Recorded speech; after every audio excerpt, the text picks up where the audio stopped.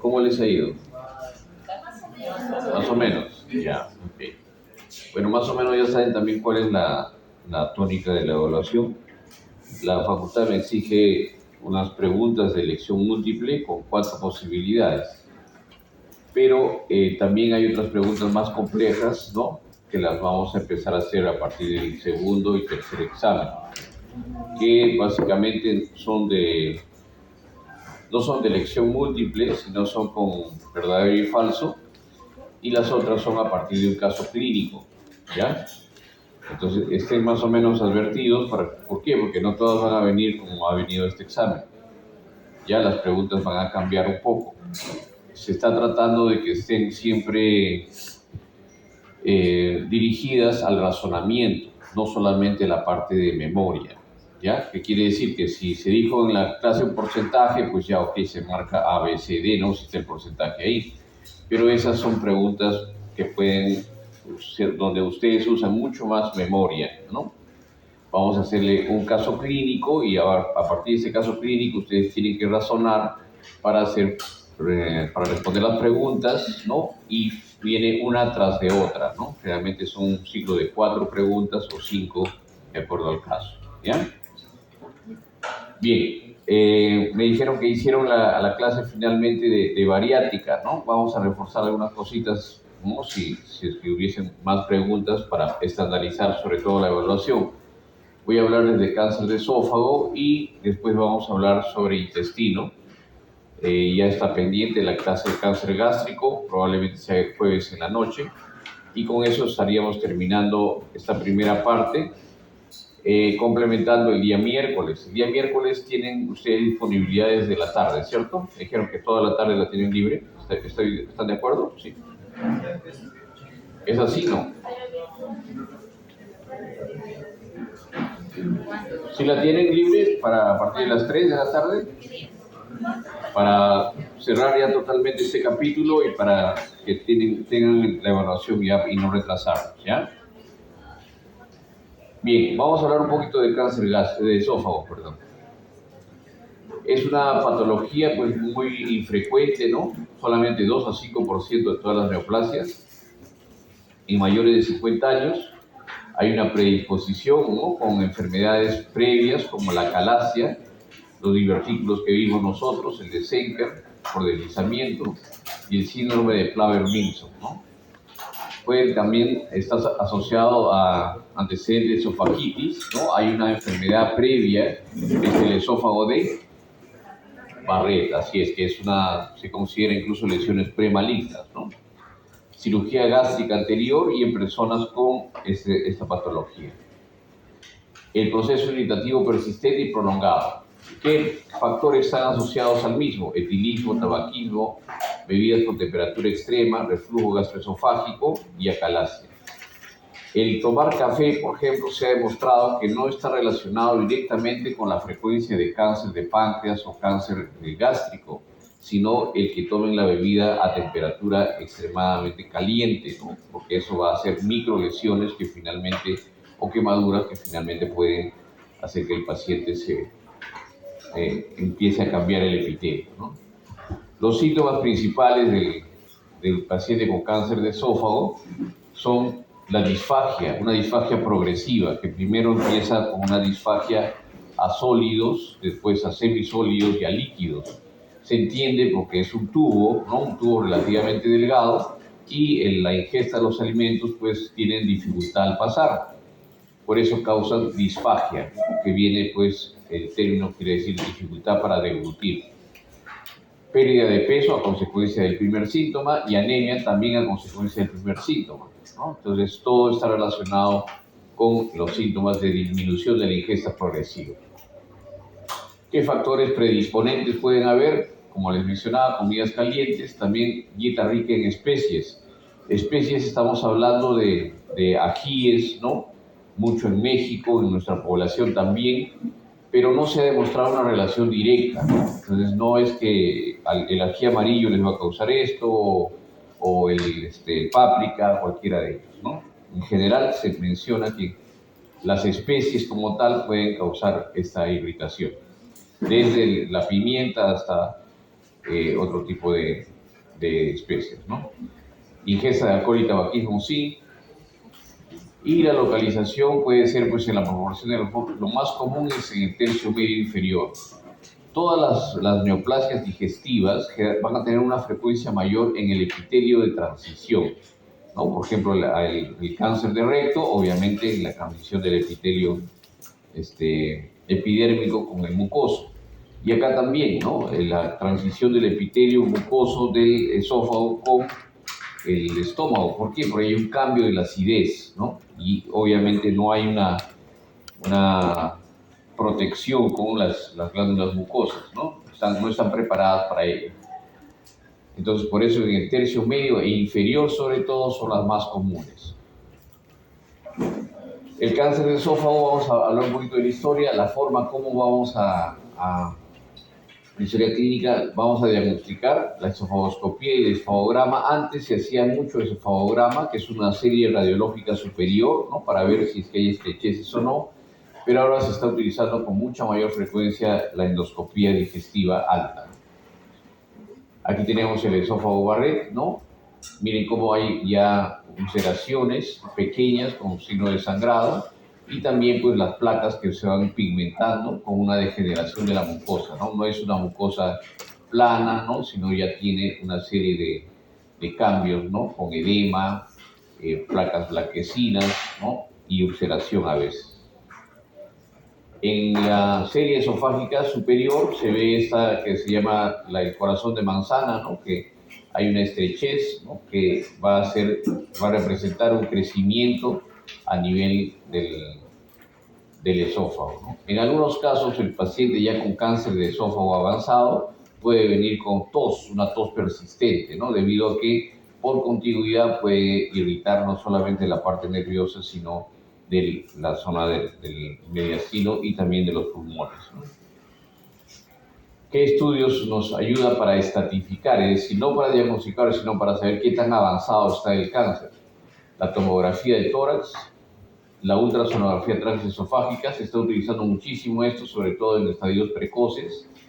Laboratorio, broncoscopía, si es que hay invasión, sobre todo el bronco izquierdo, porque está adyacente prácticamente a él, entonces por continuidad puede haber invasión del cáncer de esófago, y una ultrasonografía de abdomen que nos ayuda para ver si es que hay metástasis hepática o el crecimiento de ganglios, sobre todo mediastinales y retroperitoneales. Aquí tenemos el cáncer de esófago representado con este crecimiento aquí, ese desfiladero, ¿no? Que va a ser pues el crecimiento de la zona de la mucosa y el engrosamiento de la pared, ¿no? Y esto es la neoplasia, ¿no? Representada por esa tumoración a ese nivel. La clasificación usamos la misma, el TNM, ¿no? Respecto a la invasión, ¿no? Siempre el tubo digestivo vamos a utilizar el TNM, que nos es bastante práctico, y los estadios previos obviamente están circunscritos a la mucosa, van a traspasar la submucosa, ya van a ser T1, ¿no? Después la zona muscular, y finalmente van a pasar toda la pared, invadir pues la zona, por ejemplo, de vasos o de los bronquios. Los ganglios van a ser el N0 cuando no están positivos, N1 cuando hay positivos y a distancia cuando hay metástasis, ¿no? El M1, 2. El T1S es el intraperitoneal, ¿no? No hay una displasia de alto grado, ¿no? Está bien localizado. T1 invade la mucosa, T2 invade las capas musculares, como les decía, T3 ya invade toda la pared y la adventicia y no es todavía estructuras vecinas, y T4 cuando hay invasión sobre todo del bronquio izquierdo. Esto es en cuanto al N, y en M1A cuando hay metástasis en las zonas ganglios distantes, ¿no? Como cuello celíaco, ¿no? Eso es lo más frecuente por la proximidad, y M1B cuando hay metástasis a distancia, por ejemplo, hepática o renal. Los estadios van a ser de acuerdo al TNM, ¿no? Estadio 1, por ejemplo, aquí es T1, un tumor bien localizado que invade solamente la zona de la muscular, ¿no? Máximo, y N0 y M0 que no hay mayor invasión, ¿no? Hasta estadios 3, por ejemplo, donde el tumor ya ha invadido toda la serosa, hay ganglios positivos, pero todavía no hay metástasis. La clasificación Son básicamente epiteliales. Dentro de ellos tenemos el espinocelular clásico, es el más frecuente, y después tenemos el carcinosarcoma, el verrucoso, el adenocarcinoma, ¿no? Y el carcinoide y el melanoma. Y los no epiteliales, dentro de estos que son los menos frecuentes, ¿no? Tenemos el leiomiosarcoma, el rhabdomyosarcoma y el linfoma. El carcinoma espinocelular, que es el más frecuente, miren la frecuencia, 90%, se localiza, como les decía, en el tercio medio o inferior. Son carcinomas bien o moderadamente diferenciados. El adenocarcinoma, en cambio, es el 10% de frecuencia, generalmente a partir de mucosa de Barrett o esófago de Barrett, y un porcentaje pequeño pues, puede formar células en anillo de sello, que no es patognomónico del cáncer gástrico, como van a ver ahora. El carcinoma adenoescamoso se considera una neoplasia de igual grado de malignidad que el epidermoide. Se debe diferenciar del carcinoma mucoepidermoide, es de bajo grado de malignidad y se localiza en las glándulas salivales submucosas, ¿no? Al igual que el tumor de colitis. Este es el carcinoma epidermoide, ¿no? Es la representación, obviamente es avanzado, ¿no? Y ven cómo hay un cambio. Miren la mucosa de este lado y esta mucosa de aquí, ¿no? Entonces, en la zona transicional es donde se presenta este epidermoide. Como ven ustedes, se debe básicamente a una forma dérmica, ¿no? Donde hay todas las capas del tejido epidermoide aquí y también las glándulas, ¿no? Que se van a presentar con la presencia de tinción a ese nivel. Las células, los no epiteliales, el leiomiosarcoma, como su nombre lo indica, es básicamente de tejido muscular, ¿no? Muscular liso, es el más frecuente en el esófago y en varones en los 60 años, ¿no? Macroscópicamente son lesiones polipoideas, ¿no? A diferencia de las otras que son ulceradas o son transmurales en crecimiento. Estas son intramurales de base ancha y en ocasiones sí son infiltrativos, ¿no? Pero más frecuente es esto. Puede haber células fusocelulares, ¿no? Y el pronóstico es bueno. El tratamiento quirúrgico puede hacerse y puede ser bien complementado con radioterapia. Ese es el esquema que nos da el Schwartz respecto al abordaje de cáncer de esófago, ¿no? Y aquí está más o menos resumido qué es lo que tenemos que hacer, ¿no? Primero se hace el diagnóstico con endoscopía, trago de bario, como les mencionaba, ya no se está utilizando mucho los contrastes, ¿no? Con bario, ¿no? Se utiliza más con iodado. Y se prefiere siempre la endoscopía porque con la endoscopía uno puede además tomar la biopsia y tener ya el estadiaje celular, ¿no? Luego de eso se hace la valoración clínica, sobre todo, ¿no? Mediante la tomografía y la ecografía endoscópica para ver cuánto ha invadido el esófago, ver criterios de resecabilidad y también si es que la tomografía de tórax pues ya demuestra invasión local o incluso con una tomografía de abdomen si es que está muy avanzado el problema, ¿no? De acuerdo a eso catalogamos. Si es una enfermedad avanzada, ¿no? Y tiene metástasis distantes, por ejemplo al hígado o a los pulmones, y hay una falla inminente, entonces lo único que se tiene que hacer aquí es quimioterapia. En cambio, si es una enfermedad temprana y hay sospecha que el tumor no atraviesa la pared, ¿no? Es decir, está en estadio T3, o hay al menos 8 ganglios afectados, o ambas, ¿no? Se puede hacer una resección curativa en bloque. Hay que sacar toda la zona del esófago. Si es una enfermedad avanzada aquí, atraviesa la pared y hay metástasis a múltiples ganglios, quimioterapia preoperatoria y luego resección en bloque. Entonces podemos, de acuerdo a cómo se presente el paciente, hacemos una terapia relativamente individualizada, ¿no? Con quimioterapia, con resección o con ambas. Esta quimioterapia preoperatoria también se le llama la adyuvancia. Cuando hablemos del término adyuvancia, ¿no? Es que le vamos a dar probablemente quimioterapia preoperatoria y en algunos casos posoperatoria. De acuerdo a ello, ¿no? Vemos si es que lo que pasa es que siempre los cánceres de esófago tienen bastante recurrencia, ¿no? No es como el cáncer gástrico o el de colon. Si es que hay falla terapéutica con este tipo de tratamiento o recurrencia, entonces podemos ver si es que hay debilidad grave y la enfermedad sigue avanzada, solamente medidas de apoyo, paliativas, ya no hay que hacer más, ¿no? Si hay una recurrencia local, ¿no? Sin metástasis, también la extirpación completa es posible, entonces una intervención quirúrgica paliativa, básicamente para evitar el avance de la enfermedad, pero no va a llevar a la curación. Si el tumor proximal es no resecable o sangrante, pues solamente el láser para poder controlar el sangrado del tumoral, ¿no? Si es que se presenta una fístula a las vías respiratorias, sobre todo al bronquio, ¿no?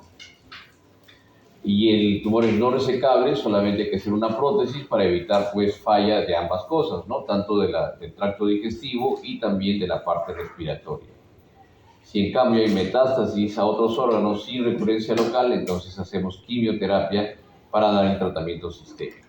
¿Listo? Aquí tenemos el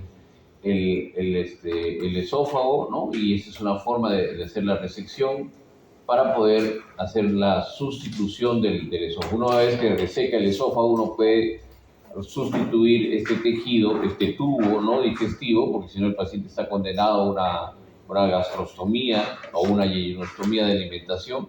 Lo que se puede hacer es hacer un reemplazo del esófago, ¿no? Cuando obviamente ya hay curación de la enfermedad, es decir, hay sobrevida a los 5 años sin recurrencia de enfermedad, y lo que se puede hacer es un ascenso gástrico.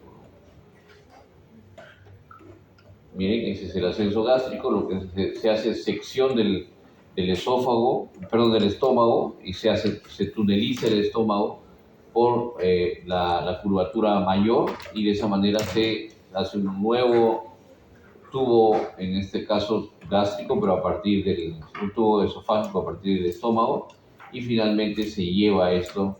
Lo ideal, este tubo gástrico, ¿no? Ese ascenso gástrico es llevarlo a través del mediastino posterior, perdón, mediastino posterior.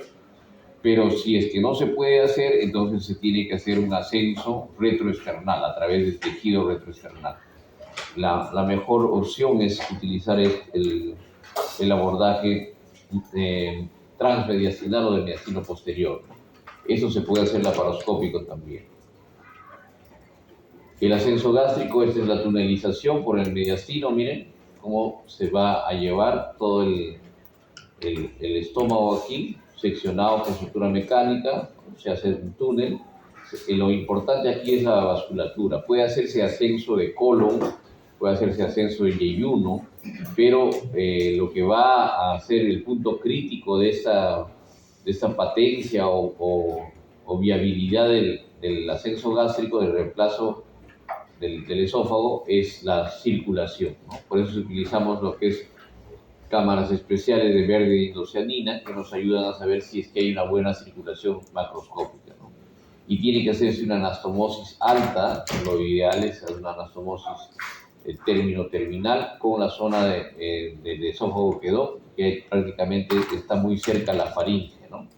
Esta es la anastomosis más compleja, y luego pues ya se restablece la anastomosis en la parte inferior. ¿Listo? ¿Alguna pregunta de ahí de cáncer de esófago? Doctor, sí.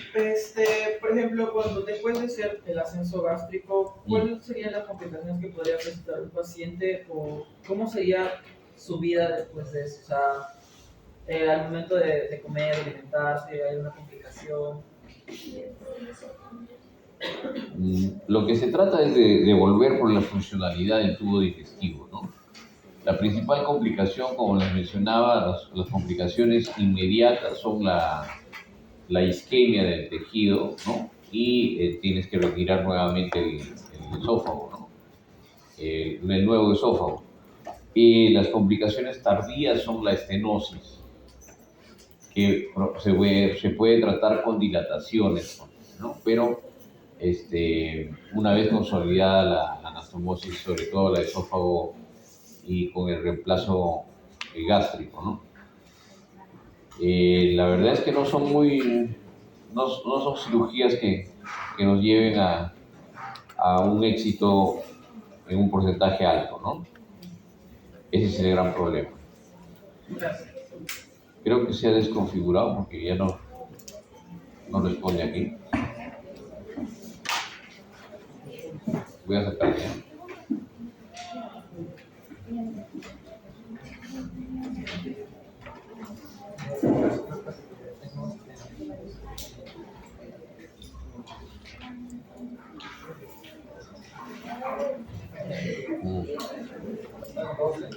Ah, ya está duplicado.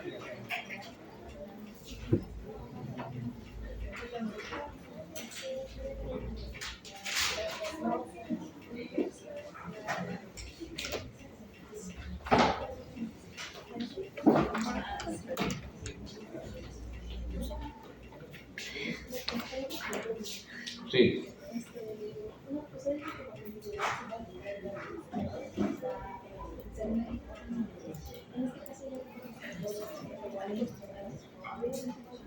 No, en el corazón no, porque tiene que ser un órgano relativamente estático, porque el corazón está en movimiento, ¿no? Y está protegido por el pericardio.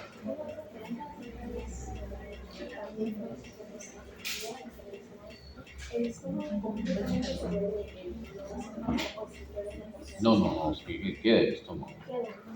Claro.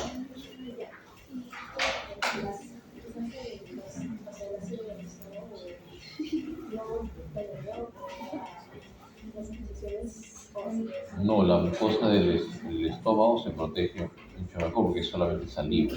Al revés, sí funciona mal. Es decir, cuando tú subes el intestino, que no tiene protección suficiente con la mucosa, puede ulcerarse. Pero que haya ulceración de la mucosa gástrica, no, es muy difícil porque está preparado el epitelio para cualquier tipo de pH.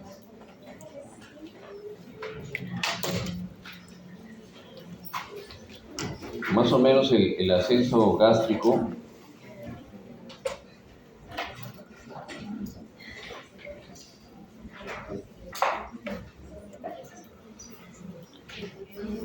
es así, ¿no? Ustedes tienen el estómago aquí.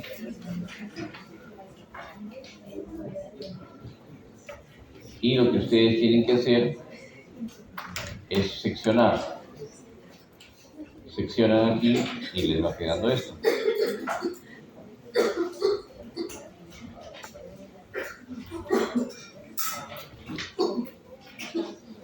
Vuelven a seccionar acá. Y les va quedando esto. ¿Sí?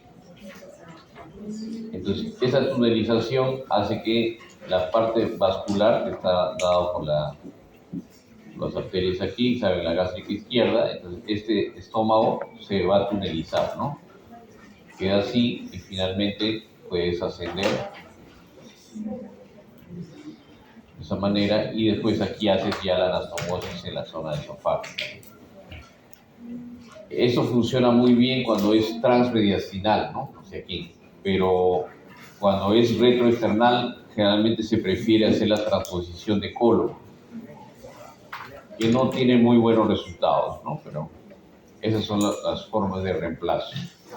Y la otra forma ya cuando es muy avanzado, ¿no? Y no ha tenido buena respuesta, como vieron en el esquema, de quimioterapia, ¿no? O adyuvancia, entonces sí tiene que solamente poner su yeyonostomía y pues darle quimioterapia para evitar las manifestaciones tempranas y tardías. ¿Ya?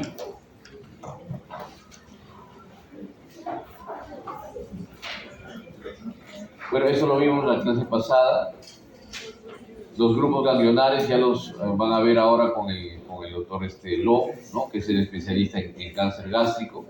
Pero en forma general, los grupos ganglionares pueden ser perigástricos, de esta manera, ¿no?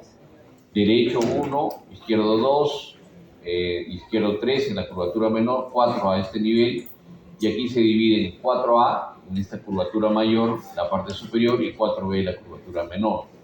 Esta división es el punto de Demers. Es importante, ¿por qué? Porque si ustedes hacen una gastrectomía a este nivel, pues van a determinar que sea una gastrectomía parcial o subtotal. Y de esa manera pueden manejar lo que es el tumor, si está en el fondo gástrico o más frecuentemente está en la zona antropilórica, ¿no? Los otros ganglios que se van a distribuir aquí, igual perigástricos 5 y 6, y después esto, la resección de los ganglios perigástricos se llama el D1, antes era R1, ¿no? Es D1 que es disección 1, que es este primer nivel o primera etapa de disección.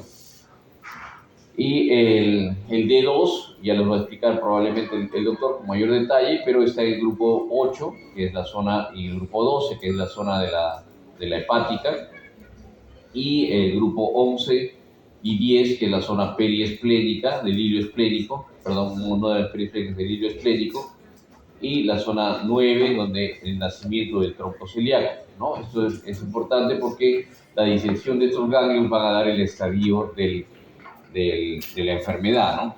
Cuanto mejor es la resección ganglionar, van a tener mejores resultados en la sobrevida del paciente y en la invasión de la neoplasia. Esto ya les mencioné. Las formas de restituir luego de una gastrectomía es esta de aquí, el VIROD 1, y esta de aquí, que es el VIROD 2.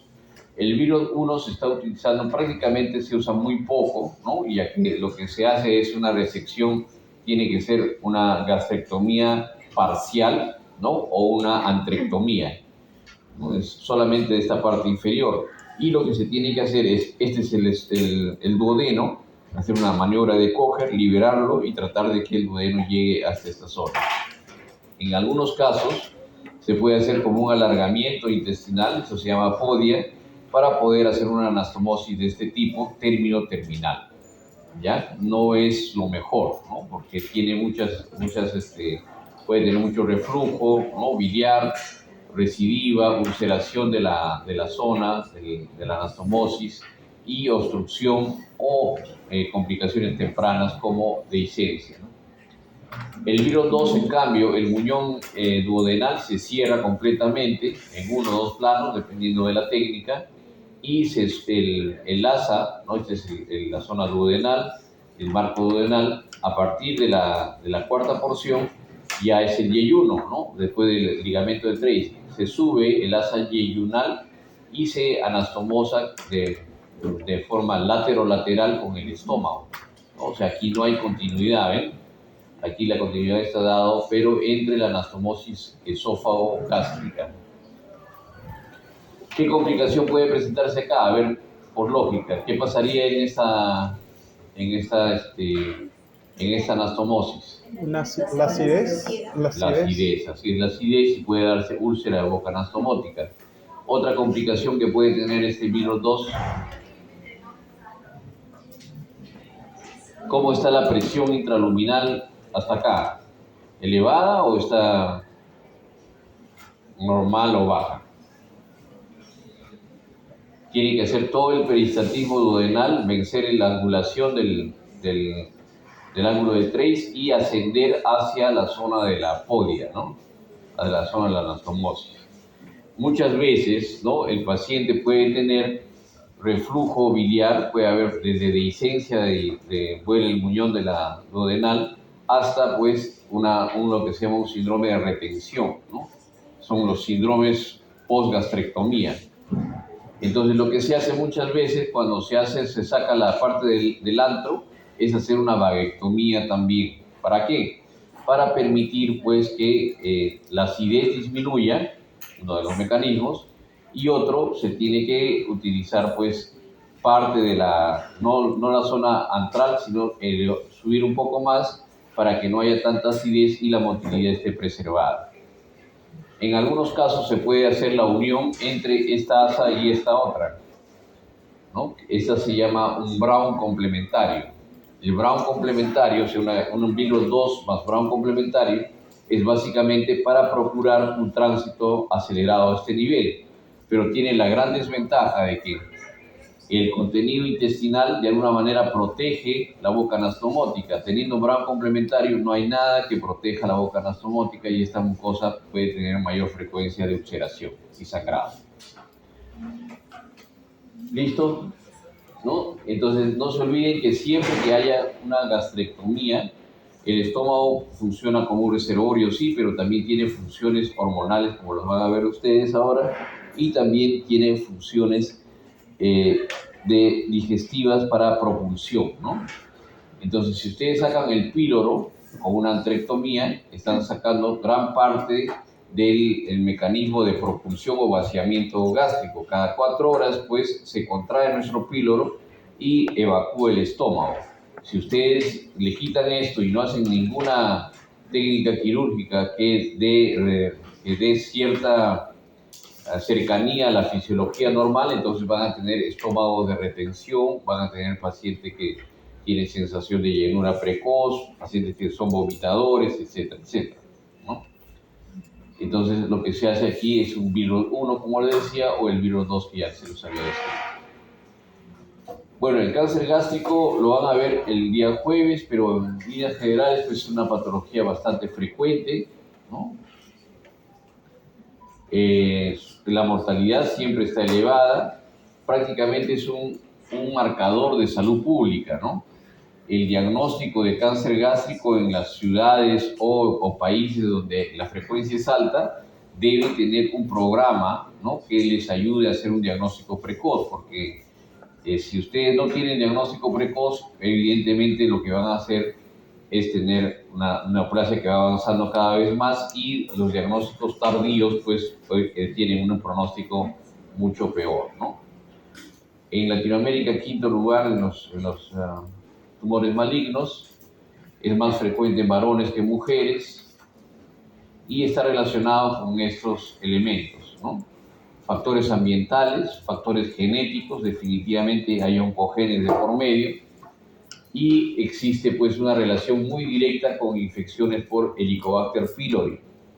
Helicobacter pylori no es otra cosa que una bacteria que se encuentra en el agua que no está tratada, ¿no? Entonces muchas veces la frecuencia, sobre todo en países latinoamericanos, es alta. Ha habido 2 investigadores que ya lamentablemente ya no viven, no están con nosotros, peruanos, que es el doctor Recabarren y el doctor León Barúa, hicieron muchas investigaciones y encontraron una relación entre Helicobacter pylori y cáncer gástrico, ¿no? Estas investigaciones después han demostrado ya que los cambios a nivel fisiopatológico pueden hacer que la acidez provocada por Helicobacter pylori vaya a un cáncer gástrico.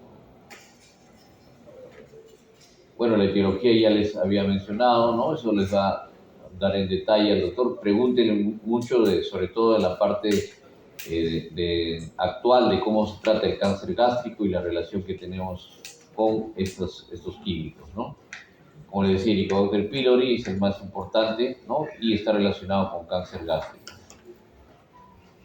El incremento de la frecuencia de infecciones por Helicobacter pylori están muy relacionados con el cáncer gástrico. De hecho, si ustedes tienen el Helicobacter pylori, muchas veces 1/3 es asintomático completamente, pero si hubiese síntomas, de todas maneras deben ser tratados, ¿no?, con un ciclo de antibióticos y inhibidores de bomba de protones. La fisiopatología, bueno, eso no les voy a detallar mucho, pero lo que hay es un cambio, ¿no?, por una lesión crónica constante sobre el epitelio, y finalmente esto va a hacer que se despierten pues los oncogenes y finalmente se exprese la enfermedad. Evolución de la malignidad. Estos son algunos cambios intragástricos que se asocian con cáncer: gastritis atrófica, metaplasia intestinal y pólipos gástricos. Es importante que cuando se hace la endoscopía y tengamos resultado de la biopsia, ver estas patologías, ¿no?, y de acuerdo a eso hacer el seguimiento de los pacientes. Si es un paciente mayor de 50 años, es fumador, tiene otras enfermedades en la familia o tiene una neoplasia ya subyacente, entonces estas nos están advirtiendo de la posibilidad de que en el transcurso de los meses o años, ¿no?, generalmente años, se vaya a presentar un cáncer gástrico. La hiperplasia y después la displasia, ¿no? Pueden presentarse los solitarios en el antro, ¿no? Más de 2 centímetros y mayor riesgo de malignidad, ¿no? Los adenomatosos. Los síntomas, esto es importante que ustedes lo sepan para poder, dentro de su esquema diagnóstico, cuando un paciente viene adelgazado con molestias digestivas, ¿no? Poder identificarlo y hacer rápidamente un diagnóstico para el tratamiento, ¿no? Pérdida de peso significativa, más de 10 kilos en 3 meses, dolor abdominal, un dolor que se localiza generalmente en epigastrio, el tipo sordo, pesadez, pérdida del apetito, saciedad o llenura precoz, esto es importantísimo, ¿no? El paciente come, tiene apetito, lo que come y se siente lleno, ¿no? Ya deja de comer. Hemorragia digestiva alta, generalmente nosotros vemos más anemia, ¿no? Que la presentación de una hemorragia franca. Disfagia, es un poco difícil disfagia, ¿no? Sobre todo cuando se presenta, y lo más frecuente es que sea en la zona del antro píloro. La disfagia cuando se presenta en la zona del estómago proximal sí es representativa, pero generalmente si se presenta ya una disfagia, ¿no? Por un crecimiento tumoral, ¿no? A ese nivel es muy difícil ya el tratamiento, ¿no? Generalmente es un cáncer avanzado. Igual el dolor torácico subesternal, la presencia de vómitos, la plenitud postprandial o la sensación de llenura, ¿ya? Entonces hay síntomas iniciales, como decía, dolor epigástrico, anorexia, pérdida ponderal y anemia, y hay síntomas tardíos, ¿no? Que son básicamente los obstructivos. Esos también, la caquexia, la masa epigástrica y las adenopatías que ganglio de Virchow, que se localiza aquí subclavicular, y también el nódulo iris, ¿no? Que está es una adenopatía axilar izquierda. El nódulo umbilical ya es una carcinomatosis, ¿no? Es una invasión a partir de un cáncer digestivo, generalmente del estómago. Los nódulos de la hermana María Rosé, ¿no? Que se presentan a nivel umbilical. Hepatomegalia y masa tumoral en el tracto también rectal, ¿no? Generalmente son mucho más avanzados. También ovarios aumentados de tamaño, también este es el nombre del tumor de Krukenberg, ¿no? Que son manifestaciones ya tardías del cáncer gástrico. Diagnóstico temprano debe hacerse, exámenes auxiliares y no se olviden que la endoscopía pues es el patrón de referencia para el diagnóstico y tratamiento y en etapas tempranas, ¿no? Antes se hacía mucho esto, los estudios de la serie contrastada superior, pero generalmente ya encontramos pues unas manifestaciones tardías. Ahora hacemos la serie superior básicamente para ver criterios de resecabilidad, ¿no? La extensión del tumor, porque a veces con la endoscopía tiene uno una idea que puede distorsionarse, ¿no? La clasificación, eso ya lo van a ver en detalle, pero básicamente en temprano son lesiones elevadas, ¿no? O protruidas y lesiones excavadas, ¿no? De acuerdo a la longitud de los mismos, tienen una clasificación. Y las etapas avanzadas, utilizamos siempre la clasificación de Borman, tipo 1, tipo 2, según la invasión o no de la muscularis, y tipo 3, cuando ya hay invasión completa, o tipo 4, que es la linitis plástica, donde toda la mucosa está comprometida, ¿no? Todo el espesor de la pared gástrica. Esta es otra clasificación, la clasificación de Lauren, ya más patológica. El TNM es el que se utiliza siempre, ahí no hay mayores cambios. Y esa es la invasión pues, que va a darse de la mucosa a submucosa, musculares y serosa, ¿no? Ese es el TNM. Y el diagnóstico endoscópico debe hacerse de manera precoz, ¿no? Se hacen las biopsias y de esa manera aquí ya está mucho más avanzado, ¿no? Vamos aquí evidentemente con sangrado, ¿no? Una protrusión severa, con zonas de necrosis, miren aquí, con lago contaminado, ¿no? El diagnóstico obviamente se hace con endoscopía, pero el estadiaje de la enfermedad es importantísimo una tomografía, ¿no? Aquí el diagnóstico está también la rinitis, ¿no? O la presencia de un estómago de retención con una doble imagen aquí, ¿no? No es de ulceración, sino es básicamente el crecimiento de la mucosa, ¿no?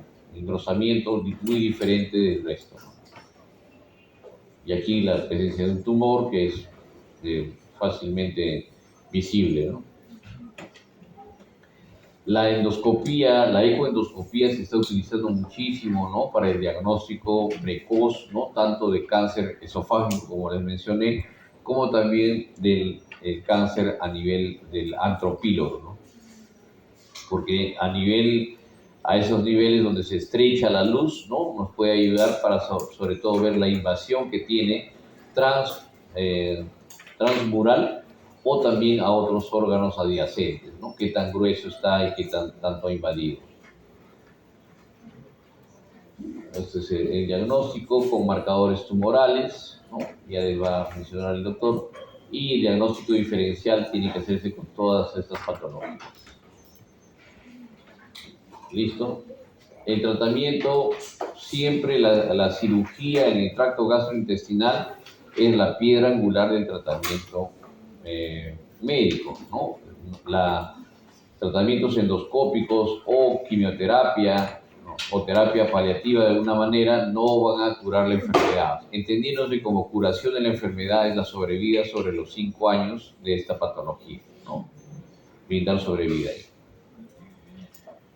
Bueno, esta es un poco la anatomía, los ganglios que ya les había mencionado, y el tratamiento quirúrgico, pues de acuerdo al estadio, puede hacerse con la resección, con un D1 que les mencioné, adenopatías perigástricas, o D2 con ganglios regionales de la arteria gástrica, hepático común y esflénico y celíacos. Se han hecho estudios comparativos, sobre todo la escuela japonesa, entre D2 y D3, y se ha demostrado que no hay gran diferencia entre el pronóstico y sobrevida de los pacientes. Por lo tanto, con un D2 bien realizado es más que suficiente para brindar la sobrevida para estos pacientes, ¿no? Quirúrgica. El estadio 3 con resección del vaso y páncreas, ¿no? Y el estadio 4 no está indicado una cirugía radical, generalmente una cirugía paliativa. ¿Qué cirugías paliativas se deben hacer? Básicamente las gastroenteroanastomosis, ¿no? Cuando el tumor no es resecable o está muy invadido, para evitar pues la obstrucción. En algunos otros casos se puede hacer una yejunostomía de alimentación solamente, ¿no? Pero lo ideal es por lo menos brindarle una continuidad del tracto gastrointestinal. Y esa es la cirugía que más se utiliza, es la IE de Rux, ¿no? Que básicamente se emplea, se está usando mucho también en bariátrica, como vamos a ver, pero se emplea para poder lograr resecar todo el intestino. Cuando en Brasil hay un doctor, el doctor Weisberg, que ha hecho un estudio sobre los estómagos retenidos que se hacen por cirugía bariátrica, es un estudio de 15 años más o menos, ya lo publicó hace 2 años. Él encontró, ¿no? Haciendo una endoscopía, ¿no? por el remanente, ustedes saben que se hace un punch aquí, ¿no? Y se saca, el estómago queda pues de alguna manera excluido, ¿no? Sin gastrectomía. Entonces él lo que ha hecho es un estudio endoscópico, entra por aquí el endoscopio y normalmente no pueden hacer esto, ¿no? Pero lo que ha hecho es retroceder, es un endoscopio, es un enteroscopio de doble balón y avanzar por el duodeno, llegar al estómago remanente y tomar biopsias. Ha encontrado que el 100% de los pacientes que tienen esta cirugía bariátrica, ¿no? de exclusión del estómago sin gastrectomía, muestran cambios en la mucosa, ¿no? Algunos de ellos incluso a metaplasia intestinal, ¿no? El 25 a 28%. Entonces, cuando se haga una cirugía de este tipo, ¿no? Lo ideal, como lo hace la escuela de Attila Schendes en Chile, es hacer la gastrectomía también, ¿no? Para evitar posibles cambios, ¿no? De la mucosa gástrica y finalmente pues que se dé un cáncer gástrico a este nivel que no lo van a diagnosticar. ¿Por qué? Porque va a ir creciendo, creciendo y no va a dar ningún síntoma digestivo hasta el momento en el cual pues ya sea una masa tumoral en el abdomen y finalmente sea una neoplasia irresecable, ¿no?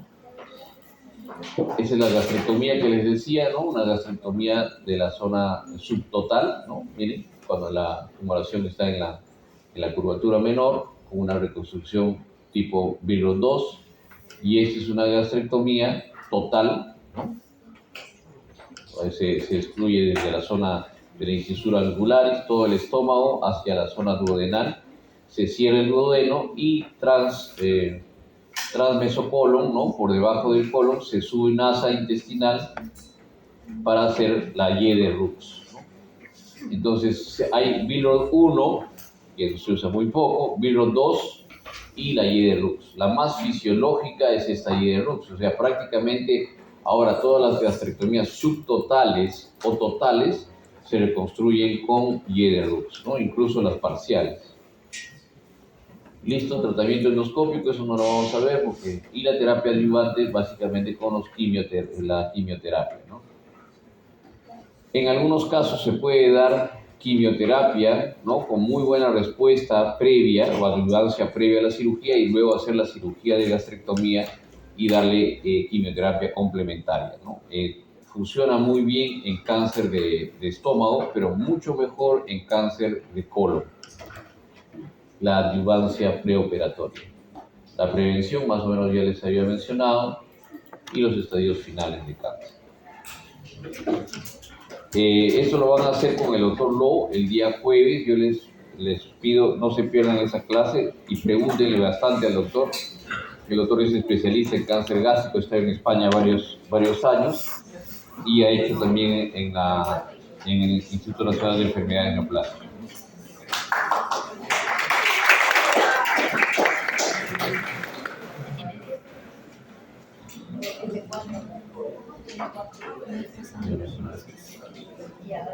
Otra vez, está duplicada.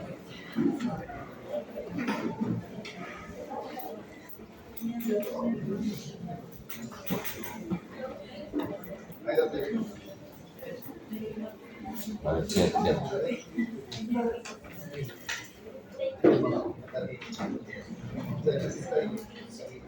Bien. Ay. No se pierde.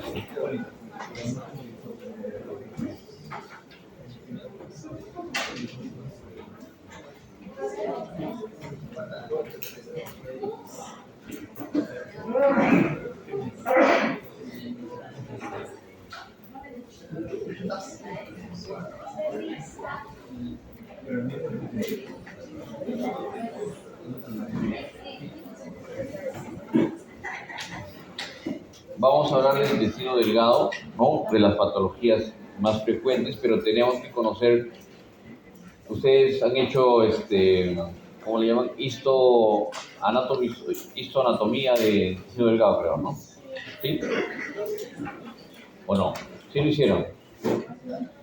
Vamos a repasar algunas cositas que me parece que son muy importantes, ¿no? Nosotros en el Hospital Almenara tenemos una unidad de falla intestinal y la mejor forma de tratar una enfermedad es conociendo el órgano que está fallando, ¿no? Entonces, esto de todas maneras debemos conocerlo. La inervación del estómago y de todo el tracto gastrointestinal pues está dado por el vago, ¿no? El nervio vago, que va a representar gran parte de toda la inervación colinérgica, ¿no? Tiene un mecanismo parasimpático, mediado por el nervio vago, y simpático, ¿no? A cada nivel. Y es importante que los dos tienen funciones, ¿no? En algunos casos, como la deglución, la defecación, la secreción glandular, los dos tienen que manejarse y funcionar de manera armónica, porque si no se dan patologías. Una de las más importantes es las patologías de la dismotilidad intestinal, que en Perú hay muy pocos estudios, ¿no? Muy pocos lugares donde se haga el estudio de la dismotilidad, pero tenemos pacientes, ¿no? Que tienen ese síndrome de dismotilidad y si nosotros solamente operamos y no detectamos dónde está el problema, el paciente pues va a ir por mal camino, ¿no? Entonces tenemos que tener presente que la degeneración ganglionar de los plexos clientéricos no solamente se puede dar en pacientes ancianos como el síndrome de Ogilvie, sino también se puede dar en pacientes jóvenes o producto de afecciones virales o micóticas, sobre todo virales, ¿no? neurológicas que pueden llevar a esta degeneración ganglionar. El intestino, ¿no?, está compuesto por la mucosa y la muscular, que son dos fibras, ¿no?, la circular interna y la longitudinal externa. Serosa, muscular, ¿no?, externa, y interna, la submucosa y la mucosa, ¿no? Esos son los... Esta es la fisiología de un intestino. El intestino no solamente tiene la función de absorción y secreción, miren aquí las células van a absorber y secretar qué cosas, ¿no?, agua, glucosa, y esto todo el enterocito puede tener estas funciones. Sin embargo, el intestino tiene más funciones de las que nosotros creemos, que solamente es para alimentarse. De hecho, se ha descrito al intestino como el segundo cerebro. ¿Por qué? Porque la cantidad de conexiones neuronales es tan alta como en el cerebro.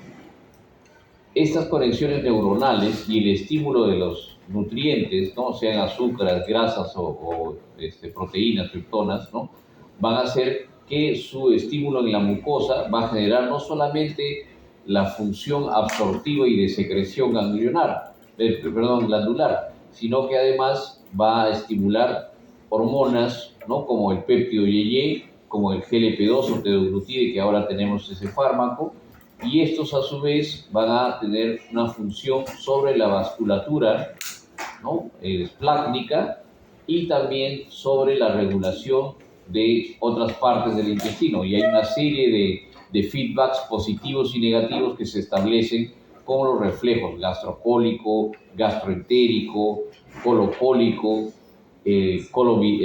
gastrobiliar, etcétera, etcétera, ¿no?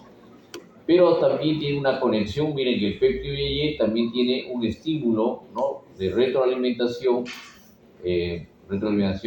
negativa en este caso, ¿no?, a nivel del hipotálamo, ¿no? Entonces todo esto, las glándulas y el cerebro están conectados y hay estímulos neuroendocrinos y hay neurotransmisores propios a nivel intestinal, ¿no? El neurotransmisor más importante de este mecanismo, ¿cuál es? ¿Lo conocen? Que se llama 5-hidroxitritamina o serotonina, ¿no?, a nivel digestivo, que no es el mismo a nivel cerebral. A nivel cerebral, ¿cuál es el que comanda todo esto? No es la serotonina, sino es la acetilcolina. Muy bien, muy bien. Entonces, tenemos el primer cerebro, ¿no?, que es aquí la acetilcolina, y el segundo cerebro, donde la serotonina va a ser el principal. Hay unos videos que se los recomiendo, busquen intestino, ¿no?, y hay dos videos, les voy a pasar uno de ellos a la delegada, el otro es una de 2 horas y media, está en Netflix, ¿no?, que describe todos los trastornos que pueden haber a partir del intestino y la microbiota intestinal, ¿ya? Todas estas hormonas, ¿no?, van a presentarse a nivel del intestino y cada una de ellas va a tener función, ¿no? Aquí tenemos la 5-hidroxitritamina, la somatostatina, las células, las Globel cell, las Globel cell y las Panel cell, que son células que van a regular todo el funcionamiento neuroendocrino del intestino, ¿no? Van a ver, de acuerdo a eso, ¿no?, los enterocitos y las células Globel van a tener función. Las Globel cell y las células de Panel van a ser como las que van a comandar las funciones de los enterocitos. Mejor dicho, les dicen qué tienen que hacer, cuándo hacer y cómo hacerlo, ¿no? Y ellos, ayudados por las hormonas, como la grelina, por ejemplo, que es una hormona importantísima que nos va a dar las funciones. Estuvieron en la clase del doctor Vázquez, ¿no?, de bariátrica, ¿cierto? Sí. Bien, cuando ustedes hacen una manga, ¿no?, van a hacer que la grelina ya no tenga esa función, ¿no? Por lo tanto, eso hacía que bajen de peso, ¿no? Ya eso fue después complementado, porque la manga gástrica era un procedimiento previo a una cirugía mayor, que es básicamente una derivación gastroyeyunal, ¿no?, o gastroileal. pero se dieron cuenta que solamente haciendo la manga gástrica ya había una disminución hormonal, ¿no? No es solamente por la tunelización y la menor capacidad de reservar el alimento, ¿no? Sino por esta función hormonal. Entonces va a haber, pues, el estímulo más importante, ¿no? Es la presencia de nutrientes, ¿no? O contenido intestinal en el intestino delgado distal, es decir, en la zona iliar. Y se va a establecer un mecanismo de regulación dentro del intestino hacia las hormonas, la producción de enzimas gastrointestinales superiores. Cuando llega el contenido intestinal a la zona iliar, se establece un mecanismo de retroalimentación negativa sobre la producción y secreción de bilis, ¿no? Por el hígado, secreción pancreática y sobre todo secreción gástrica y duodenal a este nivel. Las hormonas que median esta regulación son GLP-1, GLP-2 y péptido IgE, ¿no? A estas hormonas se las conoce también como parte del freno iliar, ¿no? El freno iliar no solamente es la válvula ileocecal, sino estas hormonas que con su presencia y función van a hacer que haya un incremento del trofismo intestinal, pero también que disminuya la secreción gastrointestinal superior. Cuando hay una interrupción por una ostomía a este nivel, obviamente estas hormonas no les llega la secreción intestinal a ese nivel, no se activan, por lo tanto existe inicialmente en todo paciente que se le hace una ostomía una hipersecreción gastrointestinal superior. Por eso que los flujos pueden ser elevados de 1000, 2000, 3000, 4000 y el paciente se puede descompensar por ello. Lo otro que se interrumpe, creo que eso les mencioné en algún momento, es esta circulación enterohepática. Generalmente el hígado va a formar sales biliares, las cuales van por el hepático y luego el colédoco, ¿no? Se van a almacenar en la vesícula, pero igual se secretan por aquí, y estas sales biliares llegan al tracto gastrointestinal y finalmente se absorben, ¿no? Por circulación portal en los capilares y luego por la vena porta, van a regresar hacia el hígado y de esa manera van a establecer una circulación enterohepática. Cuando esto se interrumpe, ¿no? Debido, pues, a una ostomía, entonces ya la absorción de sales biliares no se va a dar por el ilio. Por lo tanto, va a haber una deficiencia en la presencia de ácidos y sales biliares a nivel biliar, ¿no? A nivel del árbol biliar. Y la bilis se va a tornar litogénica, es decir, formadora de cálculos. Esto hay que tenerlo en cuenta porque muchos de los pacientes que tienen una ostomía por más de 6 semanas, muy probablemente van a tener una bilis litogénica y la posibilidad de formación de cálculos como una coledocolitiasis o cálculos en la vesícula biliar se está incrementando hasta 5 o 6 veces, ¿no? Se ha descrito que 55% de los pacientes que tienen una ostomía por más de 1 o 2 meses van a formar cálculos en la vía biliar, ¿ya? Bueno, la anatomía más o menos ya ustedes la conocen, ¿no? Ya les he descrito cuáles son las partes. Y es un poco difícil diferenciar entre yeyuno e ilio, ¿no? Pero se dice que las arcadas vasculares, ¿no? Y la grasa del mesenterio y los pliegues mucosos son distintos, ¿no? La irrigación del intestino está dada por la arteria mesentérica superior. Ya vimos esto un poquito en la clase de isquemia. De acuerdo al nivel de obstrucción de la arteria mesentérica superior, va a determinar no solamente la extensión, sino la región que se compromete del intestino. El drenaje venoso está dado por la vena mesentérica, que se une a la esplénica, que es tributaria de la vena porta, ¿no? Y está fijado por el mesenterio. También les mencioné que hay un trabajo, ¿no? En New England que demuestra que el mesenterio ya es otro órgano, no es el intestino y el mesenterio, sino el mesenterio tiene funciones muy distintas al intestino y ha sido propuesto y aceptado como un nuevo órgano de la cavidad abdominal. Estas son las diferencias que, bueno, la verdad que son bien difíciles de determinar porque el meso puede ser sobre todo en pacientes que tienen una contextura gruesa, eso está totalmente cubierto, entonces no vas a poder verlo así, ¿no? Todo es amarillito, una grasita y no se ve nada.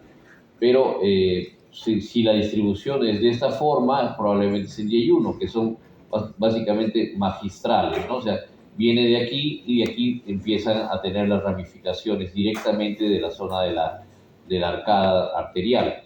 En cambio, en el ilio, ¿no? La distribución es más en redes, ¿no? Se va distribuyendo y recién ya cerca del intestino se vuelven terminales, ¿no? Entonces hay muchas conexiones acá gruesas, en cambio aquí realmente no las hay.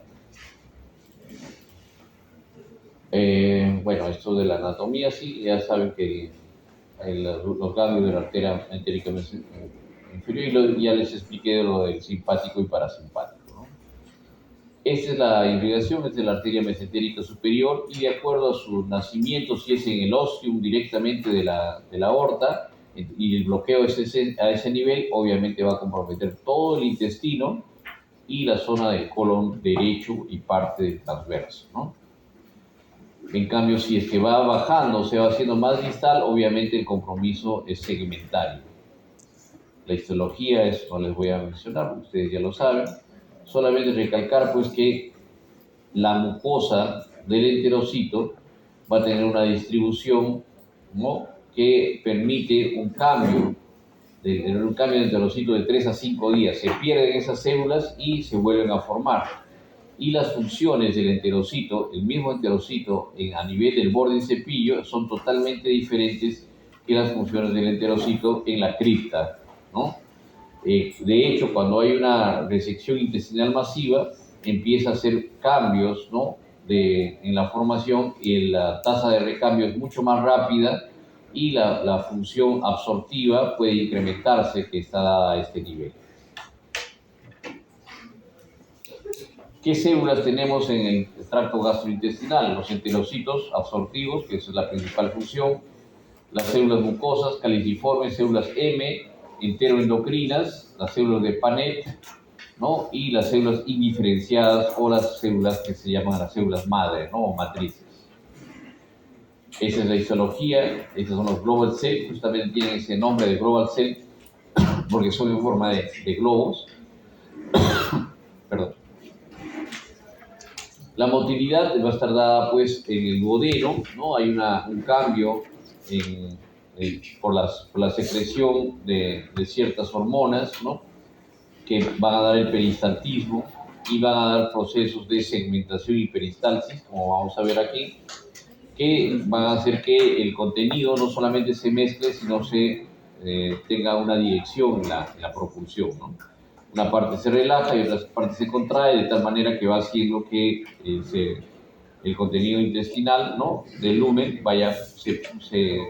tenga un efecto propulsor, ¿no?, en una sola dirección. En algunos casos, cuando pacientes tienen intestino corto, lo que se ha hecho y se está haciendo bastante es seccionar el intestino e invertir, ¿no?, de tal manera que la función de la peristaltis va a ser menor, por lo tanto va a retardar más el tiempo en evacuar ese contenido intestinal y de esa manera facilitar la absorción.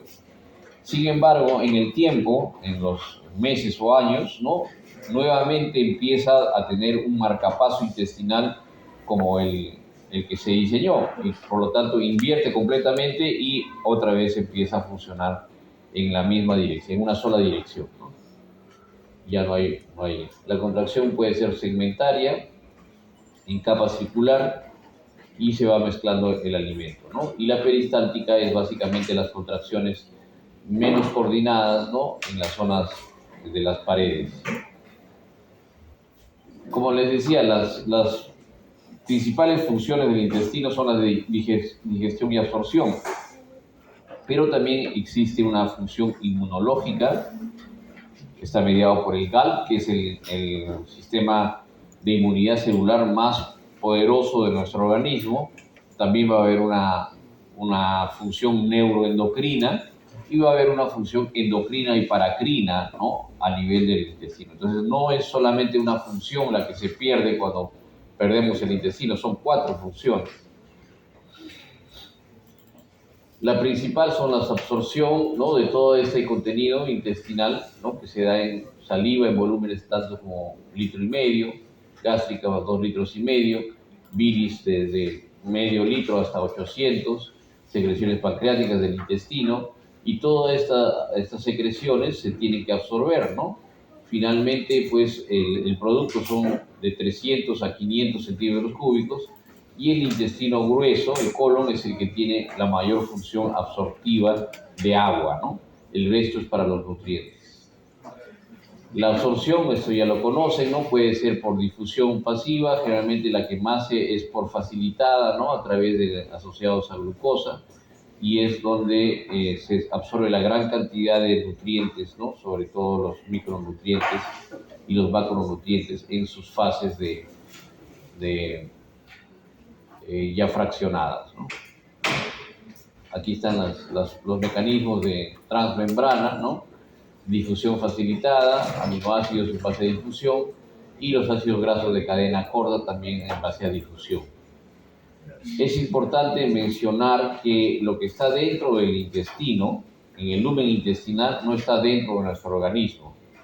Técnicamente, para que algo esté dentro de nuestro organismo, tiene que haber atravesado una membrana, sea de manera física o de manera a través de estos mecanismos de difusión. ¿Qué quiere decir? Que lo que está aquí en el lumen, ¿no?, intestinal, siempre estuvo fuera, ¿ya? Entonces, por eso es que las bacterias no nos matan, porque se mantienen a través de esta barrera, ¿no? Esta barrera impide esa invasión. Por eso es importante mantener la integridad de la mucosa intestinal. Se logra de dos formas: con una buena circulación y con alimento dentro del lumen intestinal, que mantiene el trofismo. Por eso se llama nutrición trófica, porque si no funciona la mucosa, si está con falta de función, esta se ulcera, hay microulceraciones y pérdida Eso sucede en los pacientes críticos, por ejemplo, que están con nutrición parenteral total, que están con un trastorno hemodinámico, tienen las dos cosas, la circulación esplácnica ha disminuido, ¿no?, y además de eso no reciben alimentos, por lo tanto se ulceran la mucosa y hay un fenómeno de invasión de las bacterias a través de la pared. ¿Cómo se llama eso? Translocación bacteriana, ¿no? Y finalmente es lo que mata al paciente crítico, ¿no? Se sabe que las causas de muerte del paciente en shock básicamente está mediado por el fenómeno de translocación bacteriana, ¿no? Shock irreversible. Los mecanismos de absorción, como ya les había mencionado. ¿Y qué se absorbe y dónde, no? El agua se absorbe, por ejemplo, en el estómago, el alcohol etílico mucho más, ¿no? En el duodeno se absorbe el calcio, el magnesio y el fierro como microelementos, y hay absorción activa en la zona del yeyuno de las vitaminas, así como ácidos grasos de cadena corta. En el ilion se absorben mucho las vitaminas, el complejo A, D, E, K y la vitamina B12, las sales biliares, como mencionamos, el agua y solventes como vitaminas también del complejo B. En el colon se absorbe principalmente agua, pero también microelementos, y el colon tiene una función sobre la digestión y formación de calcio, ¿no?, y quelantes del mismo.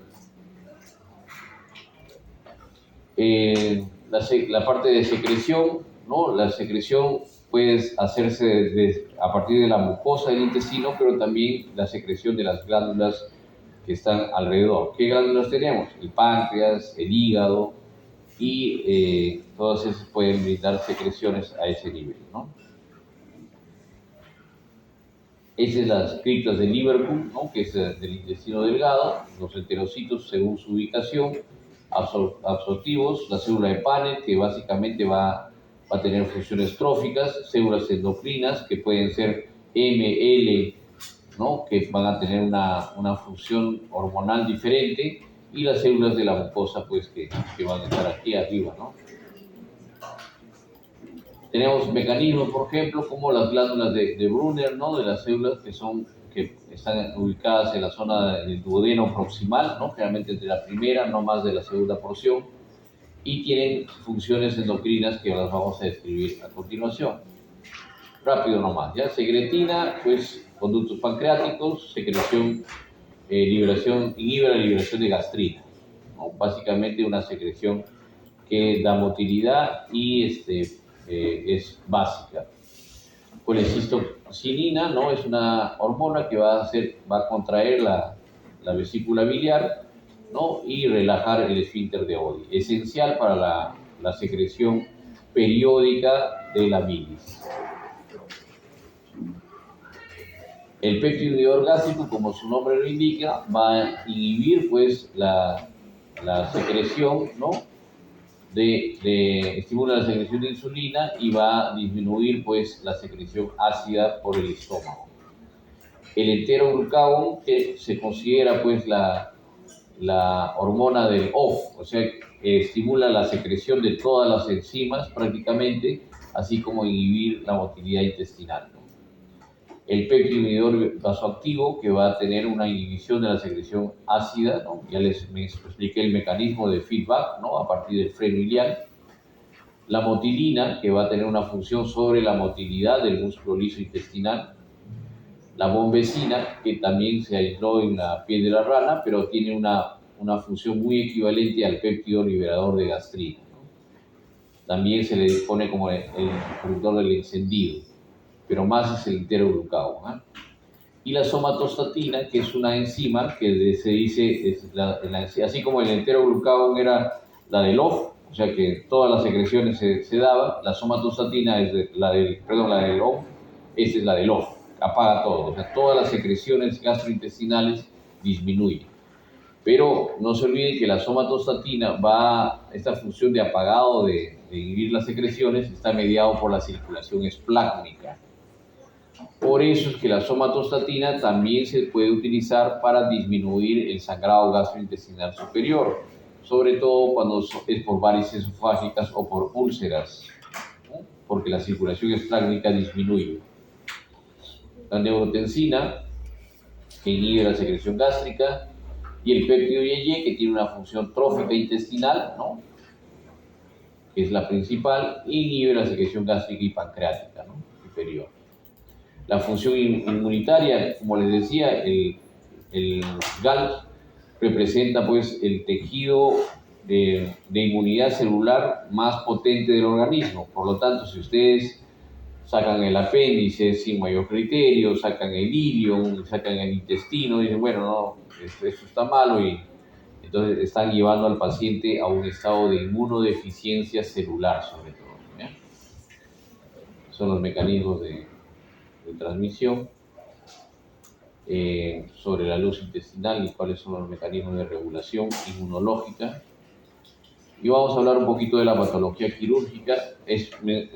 Debo mencionar que la patología quirúrgica del intestino es la menos frecuente de todo el tracto gastrointestinal y es difícil de diagnosticar. ¿Por qué? Porque hay una zona ciega. El intestino medio es muy difícil de diagnosticar. Se utiliza tomografía, la endoscopía no llega hasta ahí, enteroscopía tiene que ser de doble balón. Pese a eso, son metros de intestino que es muy difícil saber y lograr pues, el diagnóstico, sobre todo precoz, ¿no? Las patologías más frecuentes en nuestro medio del intestino son la tuberculosis intestinal y la enfermedad inflamatoria como la enfermedad de Crohn y la colitis ulcerativa. Hay un trabajo que hemos publicado con el doctor Paredes, le sugiero, se lo voy a pasar a la delegada, me hacen acordar más, porque a veces me olvido de tanta información, que demuestra la epidemiología de la enfermedad de Crohn en nuestros países, ¿no? Y en el Perú, y cómo esta se ha ido incrementando, ¿no? Y cuáles son los marcadores para el tratamiento, y cómo el tratamiento también se ha modificado. Antes solamente utilizábamos corticoides, ¿no? Entonces, la enfermedad de Crohn fue descrita en 1932, ¿no? Está asociada con una colitis ulcerosa. La enfermedad de Crohn se da desde la boca hasta el ano, a diferencia de la colitis ulcerativa, que solamente coge el colon, ¿no? Esa es la principal diferencia en cuanto a su región. Todo el tracto gastrointestinal en el caso de Crohn, ¿no? Las infecciones del intestino son transmurales, generalmente se pueden presentar ulceraciones, ¿no? Estricturas o obstrucciones a partir de las mismas, pero no se presentan granulomas, ¿no? Mucho más frecuente granulomas es en qué? En la tuberculosis, y es una forma de diferenciar, ¿ya? Esta es la colitis ulcerativa, es una inflamación del colon, ¿no? Que da una inflamación a nivel de la lámina propia y da ulceraciones que pueden llegar incluso hasta isquemia. Esas son las diferencias que se pueden dar entre la frecuencia, la parte epidemiológica.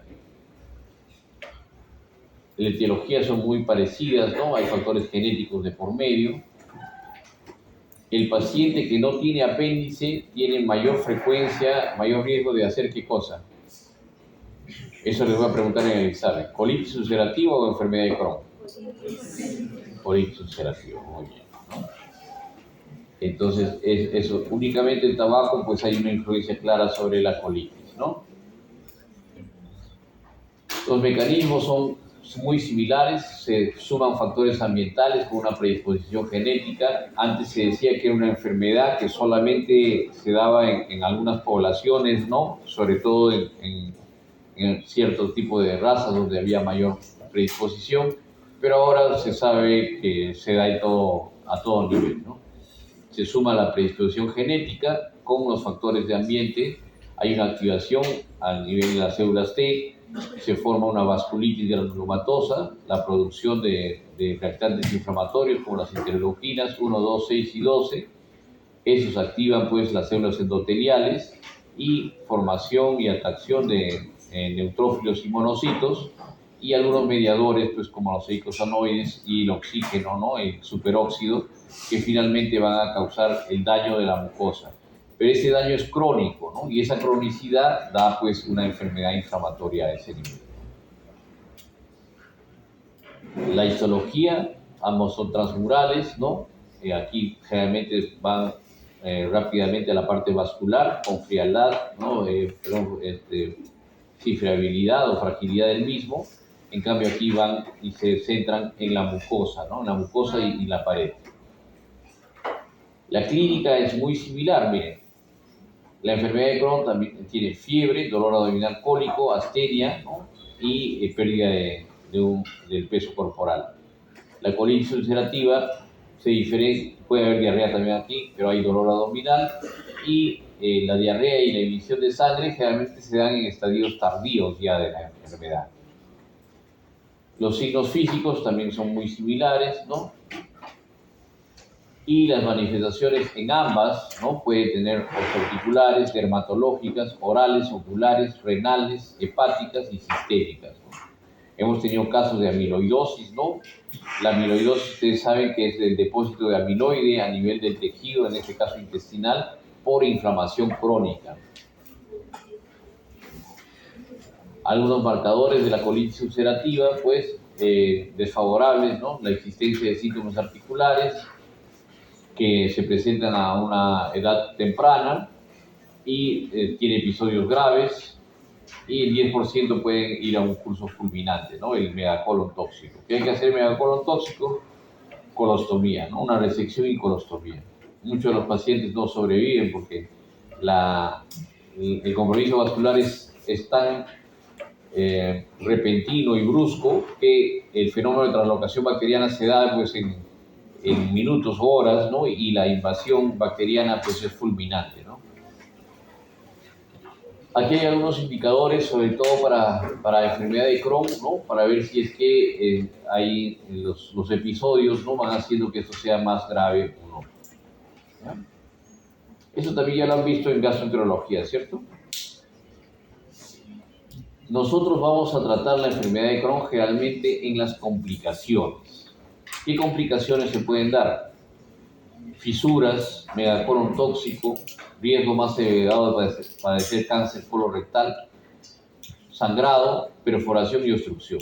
Los más frecuentes que se van a dar son fístulas, perforación y obstrucción intestinal. Generalmente el paciente joven, ¿no? Viene con un cuadro de dolor abdominal y obstrucción sin tener cirugías anteriores. Entonces, si ustedes... ¿Cuál es la patología más frecuente en un paciente de 20 años que viene con dolor abdominal de corto tiempo de evolución? apéndice. Entonces, lo primero que se hace es pensar en apéndice. Le hacen una tomografía y para el residente es apendicitis. Entonces, te dice, ¿sabes qué es una apendicitis, doctor? Entras a operar y el apéndice está normal. Y lo que encuentras es una ileitis o inflamación de la pared, ¿no? A veces ulceraciones, muchas veces no. Y lo que haces es sacar el apéndice. Le sacas el apéndice y vas a generar un trastorno inmunológico. Y generalmente, pues, no vas a tratar la enfermedad, porque el Crohn no se trata con cirugía, solamente se asiste a las complicaciones. Y el paciente vuelve a tener las mismas manifestaciones, pero esta vez son mucho más graves y finalmente termina con perforaciones intestinales o obstrucciones a partir de ulceraciones, ¿no? Entonces, ese es el gran error, ¿no? Paciente joven con dolor abdominal que no tiene una clínica muy similar a la apendicitis, que no encaja, pensar siempre en enfermedad inflamatoria intestinal. Las enfermedades inflamatorias intestinales, así tengan un cuadro suboclusivo, no se deben operar. Con la tomografía, donde vamos a ver pues un incremento de la pared intestinal como edematosa, entonces ahí paramos la mano y no hay que hacer más cirugía. Esta es una enfermedad de Crohn, ¿no? Que se está diagnosticando como una contracción, una especie de contracción con engrosamiento de la mucosa, ¿no? Hay que hacer la diferenciación de las neoplasias también, es el signo de la cuerda. Y en la enfermedad de Crohn también se presentan esas especies de ulceraciones con fisuras a nivel de la mucosa. Ese es un estudio radiológico, ¿no? Aquí, en la colitis, en el colon, en este caso del sigmoides, se ven esas ulceraciones con doble imagen. Y la perforación, pues, en el megacolon tóxico se da en la colitis ulcerativa y ahí tenemos que, sí, entrar rápidamente para... Esto es otra manifestación, el tubo rígido, contraído, ¿no? El diagnóstico de estas patologías, ¿no? Sobre todo de la colitis ulcerativa y en algunos casos de enfermedad de Crohn, es endoscópico, no es radiológico, ¿ya? Las endoscopías pues nos van a dar el diagnóstico y si se toman biopsias, obviamente vamos a tener el diagnóstico diferencial con una serie de patologías. Las enfermedades inflamatorias como enfermedad de Crohn se presentan en el ilion terminal en mayor frecuencia y debe hacerse la diferencia con otras dos patologías que son frecuentes en nuestro medio. Una de ellas es la tuberculosis intestinal y otros son los linfomas intestinales primarios, ¿ya? Eso viene en el examen por si acaso, ¿ya? El diagnóstico diferencial de enfermedad de Crohn en nuestro país, ¿ah? No en Europa. Aquí está, ¿no? Aquí estos son colitis ulcerativa, enfermedad de Crohn, ¿no? Cómo diferenciar entre uno y el otro. Y el diagnóstico de la enfermedad inflamatoria, pues con antecedentes, ¿no? Causas infecciosas. Aquí ni siquiera, aquí aparece, ¿no? Tuberculosis intestinal, con apendicitis aguda por frecuencia, sobre todo en pacientes jóvenes, con colitis actínica y radiación abdominal en pacientes que han tenido una neoplasia de los anexos, ¿no? En mujeres, y con neoplasias. Dentro de las neoplasias, la más frecuente que debe diferenciarse es el linfoma intestinal primario, ¿ya? Hay unos criterios de Dawson que van a hacer la diferencia entre el linfoma intestinal primario y linfoma sistémico, que es el linfoma Hodgkin o no Hodgkin. Eso léanlo, por favor. Criterios de Dawson, D-A-W-S-O-N, para decir, este es un linfoma primario de intestino o no lo es. También debemos establecer, ¿no? De manera sistémica ya, ¿no? Diferencia con enfermedades como amiloidosis, vasculitis, pólipos, adenitis mesentérica, endometriosis, es decir, una serie de enfermedades, ¿no? Enfermedades de Hodgkin intraabdominal. El pronóstico va a depender de cuán temprano empieza la enfermedad. Cuanto más jóvenes presentan el debut de la enfermedad inflamatoria, el pronóstico es peor. Y cuando nosotros no tenemos el diagnóstico y sigue progresando la enfermedad o hay intervención quirúrgica con desacierto respecto al control de enfermedad, también se va a agravar mucho más el paciente. Entonces, el diagnóstico temprano y el uso ahora de biológicos como infliximab, ¿no? Infliximab, perdón, son los que están comandando, ¿no?, el tratamiento de estas enfermedades inflamatorias. Tratamiento glucocorticoides, prednisona en pulsos, eso se daba inicialmente, sulfarasalina también, ¿no? Y infliximab, ¿no? Ahora se están dando, hay una serie de biológicos, ¿no?, que lo que hacen es regular la inmunidad. La enfermedad de Crohn, así como la colitis ulcerativa, sobre todo la enfermedad inflamatoria que se llama enteritis regional, tiene un mecanismo inmunológico muy potente, ¿no? Entonces, por eso es que los medicamentos biológicos que van a regular la respuesta inmunitaria probablemente son los que tienen mejor cabida, ¿no? También puede utilizarse ciclosporina y metotrexato, pero ya son inmunomoduladores en un espacio ya avanzado de la enfermedad.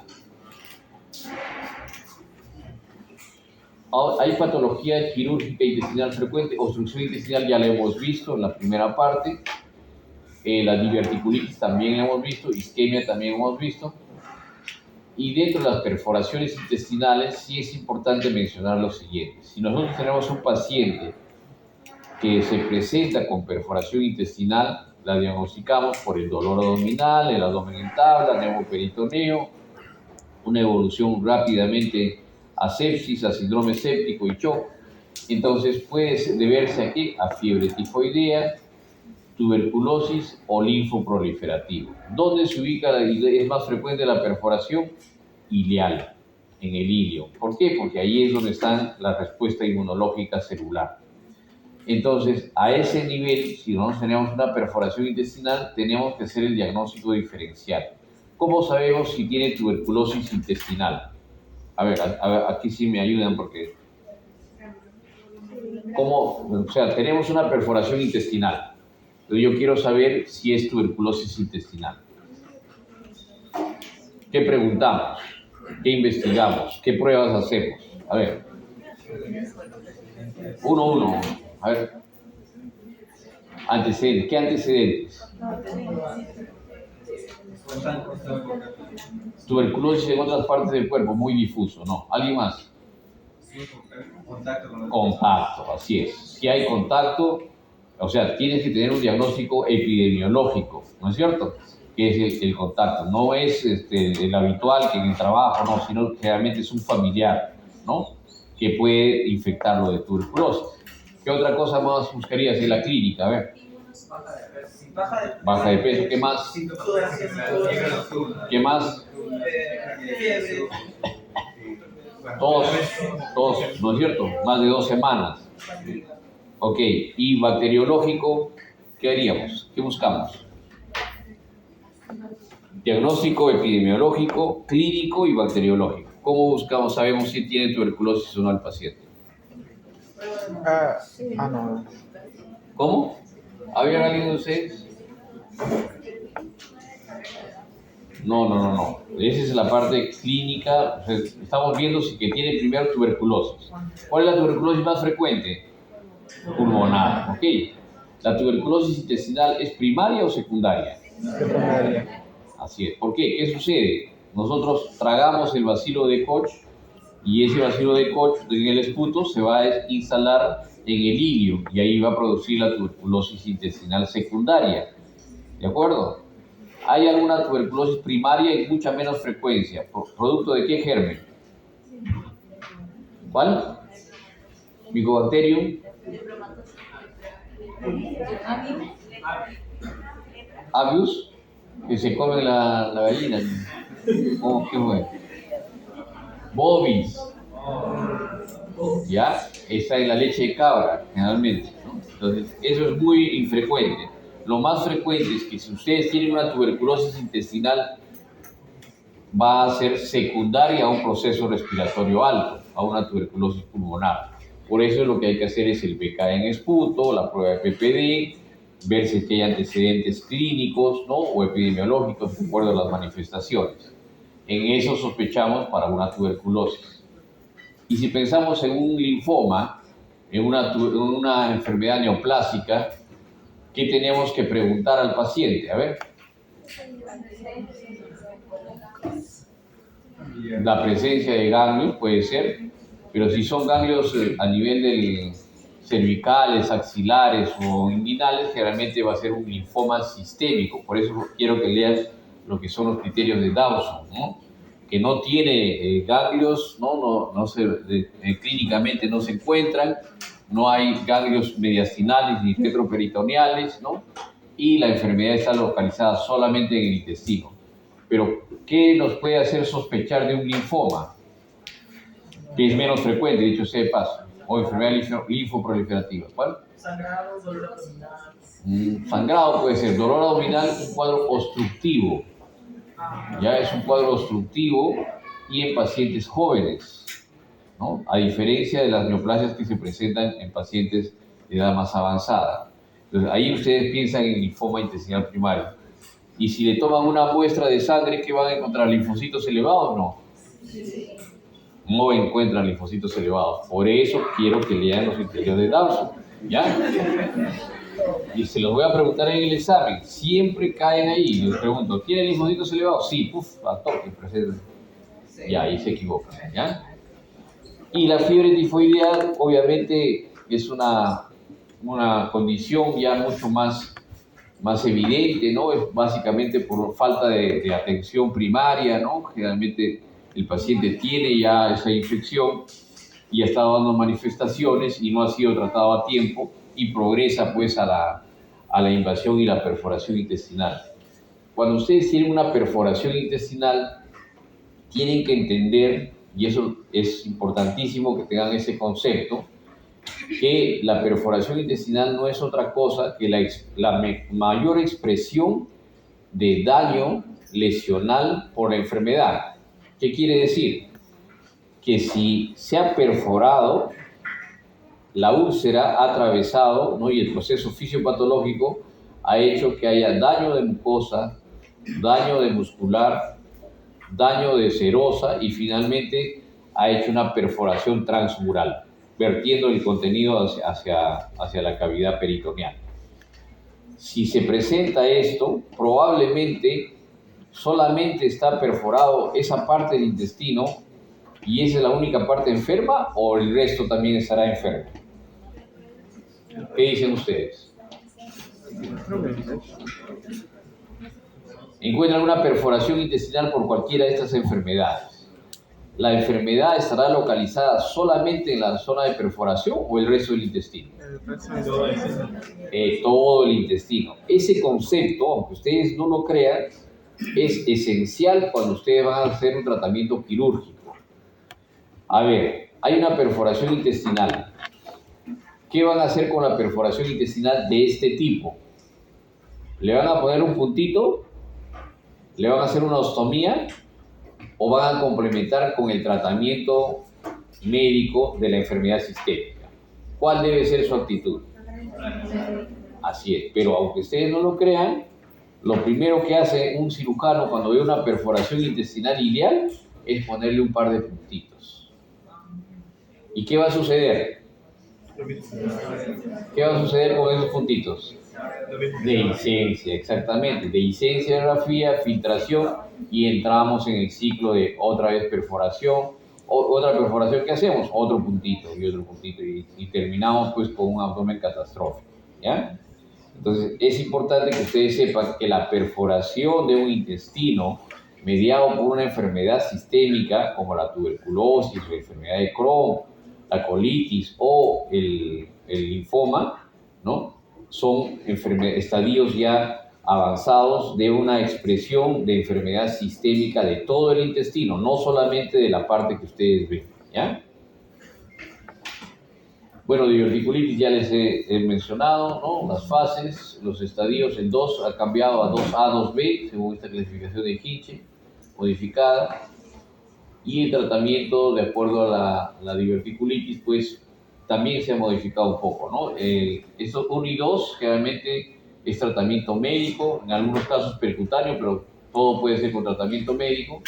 El grado 3, resección y anastomosis primaria, generalmente ahora se hacía la laparoscopía, y el grado 4 es procedimiento de Harvard. Pero actualmente el grado 3 se está tratando de hacer resección y anastomosis primaria, ¿ya? Ese es un cambio que ha habido en el manejo de la diverticulitis en los últimos 5 años, no hace mucho.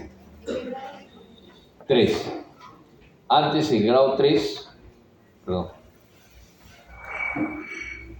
antes en este grado 3 se hacía resección y anastomosis primaria, después se pasó solamente a drenaje y ahora sí se vuelve a hacer resección y anastomosis primaria. Lo ideal es que esto se haga vía laparoscópica, ¿ya? El procedimiento de Hartmann a la colostomía está reservado solamente para el grado 4, ¿no? Con resección, obviamente. Entonces, esto se ha vuelto a retomar esta conducta, ¿no? Porque antes era solamente tratamiento médico, drenaje percutáneo, laparoscopía para hacer el drenaje y se acabó.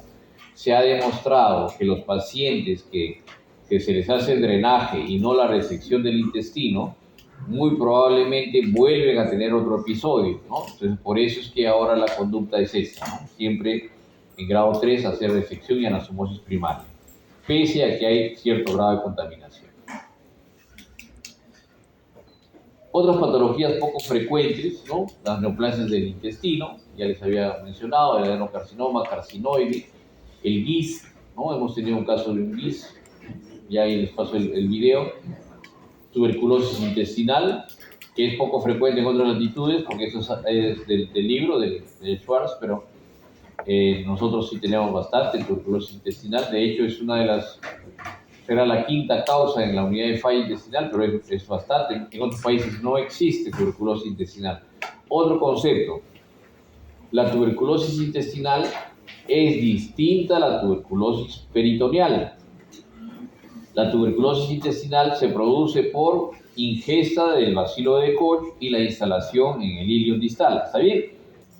La tuberculosis peritoneal es una invasión sistémica, es una tuberculosis sistémica que se transmite de manera sanguínea, ¿no? O sea, la tuberculosis sistémica también invade, así como el hueso, el tejido celular subcutáneo, etcétera, etcétera, también invade el peritoneo. Son enfermedades distintas, ¿de acuerdo? Tuberculosis peritoneal es diferente a tuberculosis intestinal.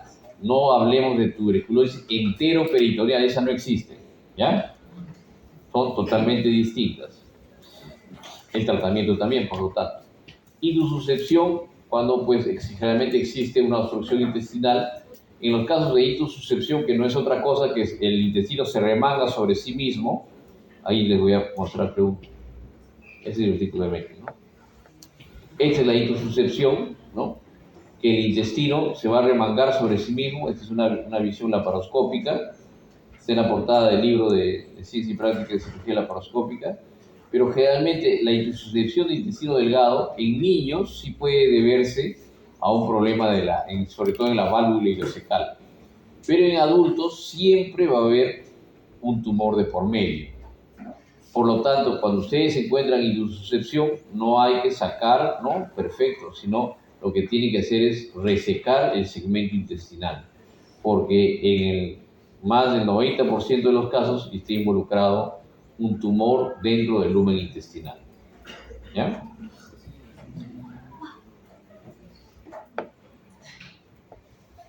Enteritis por radiación, que no es una patología frecuente, pero muchas veces las pacientes que han recibido este tipo de tratamiento, ¿no?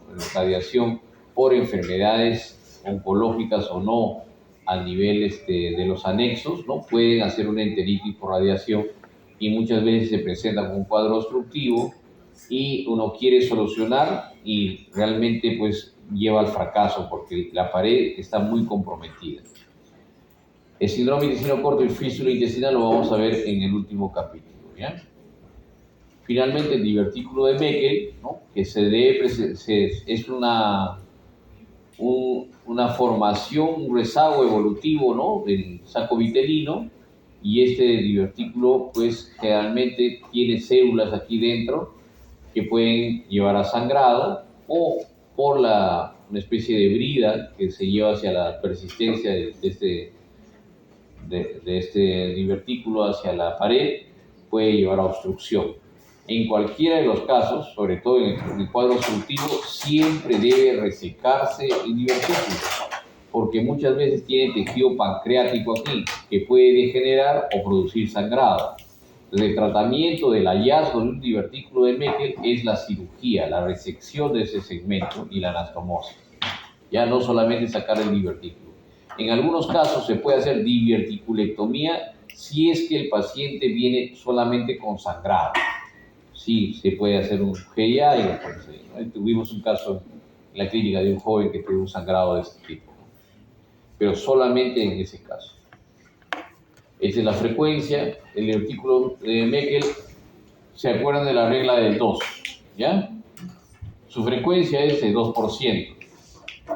Es el doble en varones que en mujeres. Su frecuencia se encuentra en menores de 2 años. Se ubica a 2 pies o 60 centímetros de la válvula ileocecal. Ya saben, la regla del 2. Viene en el examen, ¿ya? ¿Repito? No, mucho tiempo. Se acabó. Claro.